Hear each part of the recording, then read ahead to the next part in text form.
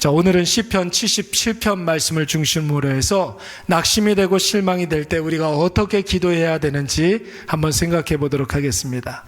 하나님께서 늘 우리에게 말씀하시기를 뭐라고 말씀하십니까? 항상 이게 이게 맞아야 돼요. 목사하고 성도하고 이렇게 합이 맞아야 돼요. 하나님께서 우리에게 늘 말씀하시기를 항상 쉬지 말고 범사에 장소팔 고춘 자 영감 왜 불러, 이게 돼야죠. 맞나요? 고춘 자? 장소팔 맞아요? 예, 맞죠? 예. 하나님 항상 우리에게 항상 기뻐하고 쉬지 말고 기도하라고 말씀하시고 범사에 감사하라고 말씀하시는데, 여러분 어떻습니까? 이런 말을 딱 들으면 아멘 할 수 있습니까? 가끔 가다가 우리의 상태가 좀 이렇게 괜찮고 은혜로 충만하면 아멘 할 수 있겠지만, 우리의 마음이 별로 그렇게 좋지 않으면 하나님 어떻게 그렇게 할 수가 있습니까? 뭐 이런 반감이 들지 않습니까? 저는 그렇던데요. 내 생태가 별로 그렇게 좋지 않으면은 하나님께 감히 아멘 할 수 없다고 하나님께 한번 좀 물어보고 싶은 그런 마음이 들 때도 있습니다. 여러분, 인간이라는 존재가 다 그런 것 아니겠습니까? 늘 마음속에 근심과 걱정이 있어서 항상 기뻐하고 싶죠. 그런데 항상 걱정과 그리고 두려움이 우리 마음속에 있는데 어떻게 항상 기뻐만 할 수 있겠습니까? 쉬지 말고 기도하고 싶잖아요. 그렇잖아요. 그런데 여러분, 세상이 너무도 바쁘고 분주해서 기도할 시간이 별로 없어 보입니다. 그래서 안 나오는 거 아닙니까? 새벽에 여러분들 그런 거 아니에요. 여러분, 범사에 감사해야겠죠. 여러분, 그러면 얼마나 좋겠습니까? 그런데 모든 일에 불만이 있고 불평을 하게 되고 뭔가 일이 잘 안 되면 여러분 남탓하고 싶은 마음이 들기 마련입니다. 하나님, 우리가 이런 존재라는 것을 잘 알까요? 모를까요? 잘 아니까 항상 기뻐하라 그렇게 이야기하는 것 아닙니까? 막 하나님께서 화난 얼굴로 항상 기뻐해 아주 그냥 이러시는 분이 아니에요. 그래도 항상 기뻐해. 그럼에도 불구하고 쉬지 말고 기도해. 그래도 감사할 것 투성이잖아. 범사에 우리 감사하자. 여러분, 하나님 우리에게 이렇게 말씀하시는 분이신 줄로 믿습니다. 그래서 유한한 이 세상을 살아갈 때 여러분, 이 세상에는 항상 기뻐할 수 없고 쉬지 말고 기도할 수 없고 범사에 감사할 수 없지만 하나님 우리와 함께 하시니 여러분, 항상 기뻐할 수 있는 이유가 우리에게 있는 줄로 믿습니다. 여러분, 쉬지 말고 기도할 수 있는 원동력, 그게 뭐예요? 하나님 우리와 늘 함께 하시니까 여러분, 우리가 항상 쉬지 말고 기도할 수가 있는 거예요. 그리고 범사에 감사할 수 있는 그 이유도 하나님께서 우리와 함께 하시고 우리를 지켜주시고 우리를 보호해 주시고 우리를 인도해 주시기 때문인 줄로 믿습니다. 여러분, 올 한 해 살아가면서 때때로 낙심하는 일들이 있든지 좌절하고 고통 가운데 있든지 나와 함께 하시는 유일하신 하나님을 깊이 묵상하시고 하나님이 내 삶에 임하셔서 행하시는 그 모든 일들을 기대하심으로 말미암아 우리의 2026년의 이 그릇에 하나님의 은혜도 담고 축복도 담고 은총도 담고 말씀도 담고 믿음도 담고 성령도 담고 은혜도 담고 그건 아까 있구나. 아이고, 여러분, 하늘로부터 오는 모든 것들을 다 담아 누리시기 바랍니다. 오늘 시편의 내용을 가만히 보면 누군가가 깊은 낙심이 와가지고 고통 가운데 있는 것을 볼 수가 있습니다. 그래서 여러분 1절 말씀을 보시면 여러분 얼마나 이 사람이 고통스러웠는지 하나님 앞에 나아가서 고래고래 소리를 지르면서 부르짖고 있다고 그랬어요. 여기서 말하는 부르짖다라는 것은 하나님 아버지 앞에 고래고래 소리를 지르면서 여러분 기도한다라는 거예요. 만약에 여러분 오늘 우리 이 자리에 정말로 어떤 분이 하나님께 기도를 하는데 막 고래고래 소리를 지르면서 눈물을 흘리면서 하나님께 은혜를 구하고 막 그러면 그 사람에게 뭔 일이 있다는 것 아닙니까? 그렇잖아요. 그렇잖아요, 여러분. 이 3절 말씀을 한번 보세요. 이 사람의 마음이 어땠다고 그랬습니까? 그 심령이 불안하여 근심하니 내 심령이 상했다고 그랬어요. 불안하다고 그랬어요. 여러분, 그 마음에 근심이 있다고 그랬고 마음이 상한다고 그랬어요. 또 4절 말씀해 보니까 뭐가 안 온대요? 밤에 잠이 안 온대요. 누구 얘기하는 거예요? 여러분들 이야기하는 것 아닙니까? 그리고 7절 말씀에서는 얼마나 불안한지 하나님이 나를 혹시 버린 것은 아닌가 이런 마음이 들고, 다시는 하나님께서 나한테 은혜를 베풀지 않으면 어떻게 하나 이런 생각도 들고, 여러분 온갖 지금 뭐라 그럴까 불안한 그런 생각들이 마음속에 막 엄습해 온다라는 거예요. 여러분 우리도 살다 보면 이런 때가 있지 않겠습니까?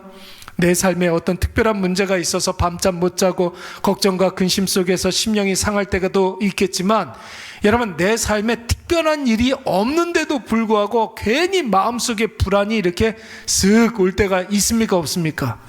특별한 문제는 없어요. 전과 똑같아요. 그런데 이상하게 내 마음에 불안이 싹 트면서 이유도 없이 마음에 힘들고 두려움이 나를 압도할 때가 있다는 거예요. 여러분 그때 시인은 우리에게 어떻게 하라고 이야기합니까? 우리 10절과 11절 말씀 다 같이 한번 읽어보겠습니다. 시작. 또 내가 말하기를 지존자의 오른손에 해 곧 여호와의 일들을 기억하며 주께서 옛적에 행하신 기이한 일들을, 곧 여호와의 일들을 기억하며 주께서 옛적에 행하신 기이한 일들을 기억하라. 뭘 기억하라는 거예요? 은혜를 기억하라. 과거에 나의 삶 가운데 부어주셨던 그 은혜를 기억하라. 하나님이 하시는 일들을 가만히 한번 생각을 해보라는 거예요. 나의 삶 가운데 하나님께서 깊숙이 개입하여 주셔서 은혜로 나를 압도하심으로 말미암아 그동안 나에게 부어주셨던 그 일들, 그 놀라운 역사들, 하나님의 놀라운 섭리, 은혜의 놀라운 경륜들, 이 모든 것들을 여러분 일일이 손가락 꼽아가면서 기억하라는 것입니다. 하나님이 온 세상 만물들에게 행하신 그 일들, 또 나에게 부어주신 은혜를 하나하나 기억해내며 묵상하면 어느새 내 마음속에 깃들어 있는 불안과 근심과 걱정이 다 사라지게 될 줄로 믿습니다. 여러분 왜 이게 중요합니까? 나의 모든 삶 가운데 이미 임했던 그 은혜를 왜 우리가 계속해서 묵상해야 됩니까? 여러분 보세요. 내가 나를 생각할 때 여러분 만족이 있습니까? 불만이 있습니까? 솔직히 한번 대답을 해보세요. 예? 누군가가 여러분 큰 카메라를 가지고 여러분들 코앞에다 대고서 이렇게 사진을 찍으려고 하면 여러분 이렇게 하고 싶어요? 아니면 피하고 싶어요? 왜요? 50년 전엔 안 그랬잖아요. 예. 그렇잖아요, 여러분. 누가 좀 사진 좀 찍자 그러면 쑥스럽고. 왜 그러냐면 나 자신을 생각할 때마다 여러분 만족스러운 것보다 불만족스러운 게 너무나 많기 때문에 그런 것입니다. 나 자신을 지극히 사랑하고 내가 마음에 드는 분들도 있겠지만, 대부분은 여러분 나 자신이 마음에 안 들고 나 자신이 얼마나 초라하게 느껴지고 내가 생각해도 나는 참 구제불능처럼 보일 때가 굉장히 많아요. 그래서 여러분 자기 자신에게 집착하고 나 자신을 자꾸만 극대화시켜서 생각하는 사람들은 여러분 결국 그 생각 끝에는 낙심과 불안이 올 수밖에 없는 거예요. 자기 자신에게 집착하고 있는 사람들은 반드시 낙심이 옵니다. 자기를 너무나 사랑해가지고 청산천하 유아독전, 이 세상에 나밖에 존재하지 않는다 이렇게 생각하는 사람, 그 생각 끝에는 언제나 실망이 올 수밖에 없는 거예요. 왜냐하면 여러분 세상이 커요, 내가 커요? 세상이 더 크잖아요. 그러니까 나 자신에게 집중하면 여러분 끊임없이 우리는 여러분 두려움과 절망을 느끼게 되는 거예요. 그러나 여러분 반대로 우리가 하나님을 생각하고 하나님 하신 일들을 묵상하면 하나님의 은혜가 선명하게 될 줄로 믿습니다. 그 선명한 은혜를 지금 나의 상황에 적용해 보는 거예요. 과거에 나의 삶 가운데 임했던 그 은혜를 지금의 나의 상황 가운데 적용해 보면, 완전히 내 것으로 삼게 되면 그때부터는 여러분 지금 나의 삶의 문제가 아무리 크고 강력하다 할지라도 내가 그 문제를 해결하고 감당하는 것이 아니라 완전히 나의 것으로 삼은 하나님의 은혜가 여러분 그 문제들을 하나씩 풀어가는 것을 보게 될 줄로 믿습니다. 내가 그 문제를 풀어가는 것이 아니라 은혜가 그 문제를 풀어가는 것을 우리가 보게 된다는 거예요. 여러분 보세요. 우리가 신앙생활을 한다는 것은, 신앙생활 안 하다가 신앙생활을 하게 되는 것들은 우리의 관점과 우리의 시선이 달라지는 거예요. 관점과 시선이 달라지는 거예요. 나만 바라보고 나에게 집착하는 삶에서 하나님 바라보고 하나님이 하시는 일들을 바라보는 삶으로. 신앙생활은 이거예요, 여러분. 나에 대한 시선을 걷어들이고 나에게 임한 하나님의 역사를 바라보는 것.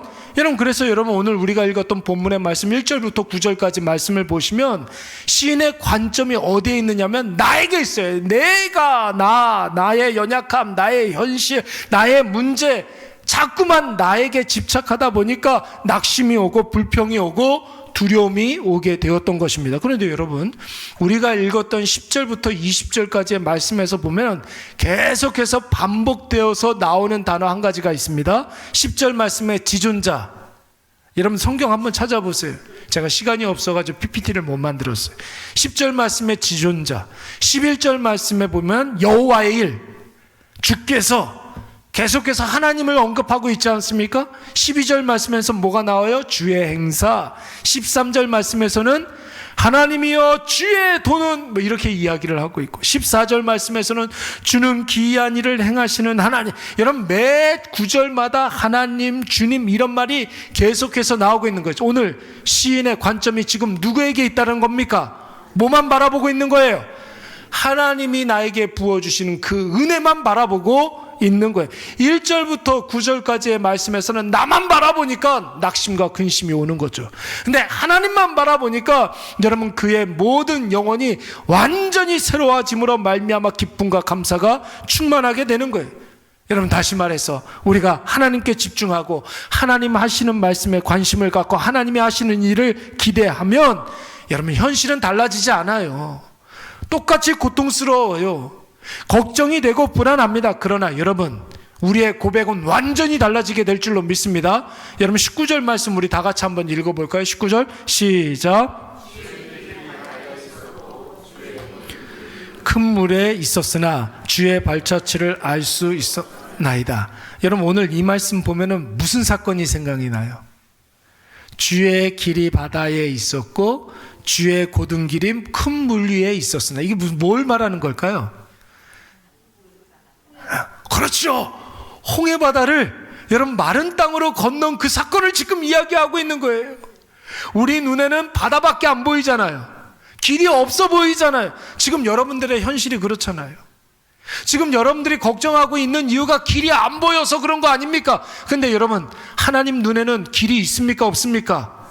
뭐만 멈추게 하면 되는 거예요. 바다만 멈추게 하면 길이 나타나게 될 줄로 믿습니다. 진흙탕 길이 아니라 마른 땅, 아스팔트, 시온의 대로가 16차선 도로가 쫙 뻗쳐지는 놀라운 은혜가 여러분 오늘 우리에게 있게 되는 줄로 믿습니다. 여러분 그래서 사람 보기에는 길이 없어 보이지만 하나님은 길 없는 곳에 길을 내어주셔서 바다를 마른 땅으로 건너가게 하셨다는 거예요. 여러분 요나서 말씀을 한번 보세요. 요나서는 읽으면 읽을수록 굉장히 답답한 성경이에요. 얼마나 답답한 성경인지 몰라요, 여러분. 요나서 선지자 요나에게 하나님께서 뭐라고 그랬어요? 아수르의 니느웨로 가가지고 복음을 증거하라고 그랬잖아요. 회개하라! 이거를 증거하라고 그랬어요. 그런데 여러분 요나의 마음이 하나님의 그 명령이 마음에 들지 않는 거예요. 아수르의 니느웨 사람들은 심판받아 마땅하고 여러분 불못에 던져질 사람들이라고 생각이 됐는데 하나님께서 그 사람들에게 가가지고 회개의 복음을 외치라고 이야기를 하는 거죠. 그래서 여러분 요나가 어디로 갔습니까? 반대 방향으로 가서 다시스로 가려고 욥바에서 배를 타지 않습니까? 그래서 하나님께서 어떻게 하셨어요? 큰 물고기를 통해서 그를 여러분 다시 정신 차리게 했단 말이에요. 그래서 다시 니느웨로 가게 되는데 회개하라 했는데 이 사람들이 워낙에 완악하고 워낙에 여러분 정말로 패역한 그런 사람들이라 회개하라 그렇게 이야기하면 안 한다 너나 해라 그래야 되는데 여러분 아수르의 니느웨 사람들이 어떻게 했습니까? 아멘 하는 거예요. 이게 아닌데 이게 회개하라 그러면 안 한다! 그러면 하나님께서 불을 그냥 내려가지고 심판하셔야 되는데, 아멘 하는 거예요. 이게 아닌데? 마음에 안 드는 거예요. 어떻게 이렇게 패역한 사람들이 회개할 수 있느냐고. 어떻게 하나님께서 이들을 용서해 줄 수 있느냐고. 여러분, 니느웨 성이 어떤 곳이었는지 실제로 아수르 니느웨는 나훔서 3장 1절 말씀에 보니까 피의 성이라고 그랬어요. 잔혹한 성이라고 그랬어요. 거짓과 포악이 가득한 곳이라고 그랬고, 탈취가 떠나지 않는 것, 노략이 떠나지 않는 곳이라고 그랬습니다. 그러나 여러분, 요나가 하나님의 관점, 하나님 중심으로 이 니느웨를 보면 여러분, 살려야 될 곳입니까? 심판받아야 될 곳입니까? 하나님의 눈으로 보면 살려야 될 곳이잖아요. 하나님께서는 살리시는 분 아닙니까? 하나님께서 니느웨 성으로 가가지고 복음을 증거하고 회개를 외치라고 한 이유는 니느웨 성 사람들을 뭐 하기 위해서? 살리기 위해서 보내신 것 아닙니까? 여러분, 하나님께서는 디모데전서 2장 4절 말씀해 보니까 모든 사람이 구원을 받으며 진리를 아는 데 이르기를 원하시느니라 그랬단 말이에요. 그런데 요나는 이거를 마음에 들지 않는 거예요. 내 생각은 틀린 거예요. 지금 관점이 누구에게 있는 것입니까? 자기 자신에게 있는 거예요. 그러니까 속 터지는 거죠, 요나서는. 여러분, 주 안에서 열심을 내는 것 중요합니다. 여러분, 신앙생활 할 때 최선을 다하는 것도 중요합니다. 능력을 발휘하고 충성을 다하는 것도 중요합니다. 그런데 그것보다 더 중요한 게 뭐예요? 나 중심의 사고를 깨는 거예요. 한마디로 말해서 나를 죽이는 거라고요. 나를 깨트리는 거라고요. 내가 깨져야 내가 깨진 그곳에서, 내가 죽은 그곳에서 누가 살아나요? 예수 그리스도가 살아나게 되는 줄로 믿습니다. 살다가 낙심이 올 수가 있어요. 여러분, 살다가 실망할 수가 있습니다. 낙심이 오면 여러분 어떻게 해야 돼요? 부르짖으시기 바랍니다. 무엇을 부르짖어야 됩니까? 여호와 하나님의 이름을 부르짖으세요. 여러분, 뭔가 이렇게 나한테 위태한 일이 있고 아이가 힘든 일이 있으면 여러분 제일 먼저 뭐래요? 엄마! 그러죠. 엄마부터 찾잖아요. 예, 온 집안 식구들이 다 그냥 유행어 엄마. 이 사람도 엄마, 저 사람도 엄마. 그만 좀 찾았으면 좋겠는데. 그렇잖아요. 무슨 일이 있다는 것 아닙니까? 근데 엄마 그러면은 이게 무슨 일인지 구체적으로 이야기를 하지 않아도 알아요, 몰라요? 목소리만 들어도 뭐가 필요한지를 안단 말이에요. 여러분, 우리가 낙심이 오고 실망이 오면 구구절절히 막 설명할 필요가 없어요, 하나님께. 그냥 하나님, 아버지, 이것만 해도 돼요. 아버지, 이것만 해도 된다고요. 어떤 분이 저한테 질문을 했습니다. 목사님, 저는 기도를 하고 싶어요. 근데 이상하게 10분 이상은 기도를 못 하겠어요. 어떻게 하면 좋겠습니까? 제가 가르쳐 줬어요. 아버지, 그거 100번 외치라고.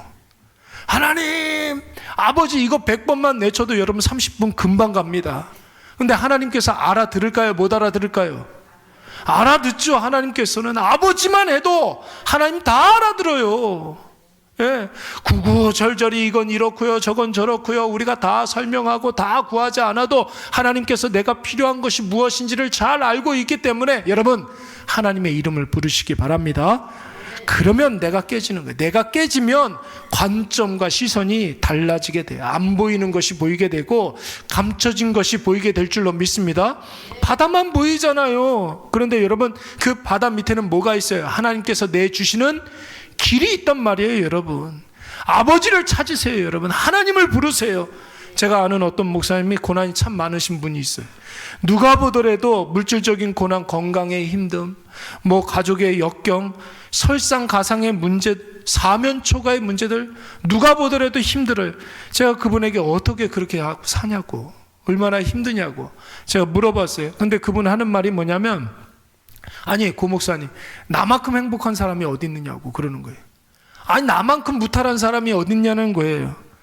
나는 그 어떤 누구보다도 무탈의 복을 누리고 있는 사람 아무 일도 없다는 거예요. 자기는 분명히 큰 병을 얻었는데, 분명히 가족 중에 누군가가 큰 병을 얻었고, 분명히 사기당해가지고 보이스피싱 당해가지고 지금 자기가 꾸지도 않은 집 돈을 갖고 있는데, 이런 문제 저런 문제 많이 있는데 자기만큼 행복한 사람이 없다는 거예요.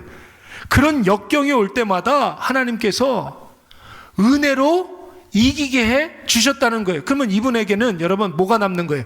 고난이 남는 거예요? 은혜가 남는 거예요? 뭐가 남는 거예요 지금? 은혜만 남는다는 거예요. 자기는 그 모든 고난이 잠시 잠깐은 있었지만 하나님께서 은혜로 그 모든 일들을 이겨나가게 해주셨기 때문에 그 일이 나한테 무슨 일이 일어났는지 다 생각도 안 난다는 거예요. 은혜만 남는다는 거예요. 하나님께서 나에게 부어주신 그 은혜만 남는다는 거예요. 여러분 그 은혜가 있었기 때문에 오늘날 여기에 여러분 여기까지 오실 수 있었던 것 아닙니까? 여러분 나는 인생은 참 험악한 인생을 살았어 라는 고백보다 나는 정말로 하나님 앞에 큰 은혜를 받았어, 여러분 이 고백만 남는 저와 여러분이 되시길 바랍니다. 아무리 생각을 해봐도 여러분 고 목사는 할 말이 없어요. 할 말이 없어요. 하나님의 은혜 아니면 여러분 조금도 설명할 수 있는 것이 아무것도 없어요. 네, 가끔 가다가 아내가 그런 얘기, 우리는 정말 할 말이 없는 사람이다. 왜요? 은혜가 있었기 때문에, 은혜만 남기 때문에. 그러니까 여러분 고난도 있었지만 그 고난이 무슨 고난이 있었는지 기억도 안 나. 환난이 있었는데 무슨 환난이 있었는지 기억이 안 나. 여러분 고난을 이겨나가게 하신 하나님의 은혜만 남은 줄로 믿습니다. 언제 이런 관점의 변화가 있었던 것입니까? 하나님의 이름을 부르짖고 아버지의 이름을 계속 구하고 하나님의 은혜를 간절히 구하니까 나에게 임한 고난은 하나도 보이지 아니하고 그 고난을 이기게 하신 은혜만 남는 줄로 믿습니다. 오늘 이것을 꼭 기억하셔서 오늘도 기도하면서 하나님의 이름 많이 부르짖으시기 바랍니다. 계속 아버지를 찾고 또 찾으면 여러분 마음이 달라져요. 마음이 달라져요. 아버지 이름 100번만 한번 외쳐보세요. 그러면 여러분 생각이 달라져요. 시선이 달라져요. 못생겨 보이던 고삼원 목사도 이뻐 보여요. 천사처럼 보여요. 예? 아멘을 안 하잖아요. 기도를 안 하니 아버지를 안 부르지 100번 해 다. 그럼 잘생겨 보인단 말이에요. 여러분 우리의 시선이 달라지게 될 줄로 믿습니다. 오늘 이 밤에 나에게 있는 모든 고난과 난관은 하나도 보이지 아니하고 나에게 임한 은혜만 선명하게 나타날 줄로 믿습니다. 우리 내 모든